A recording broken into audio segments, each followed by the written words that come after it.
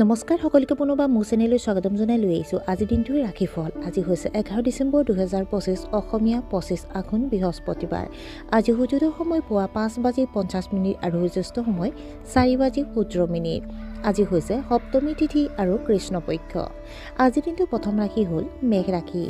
মানুহে আপোনাৰ আন্তঃব্যক্তিগত দক্ষতাক প্ৰশংসা কৰিব।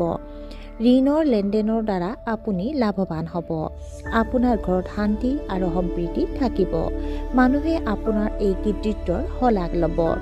অনলাইন কামত সফলতা লাভ কৰিব পাৰিব। বৃষ ৰাশি।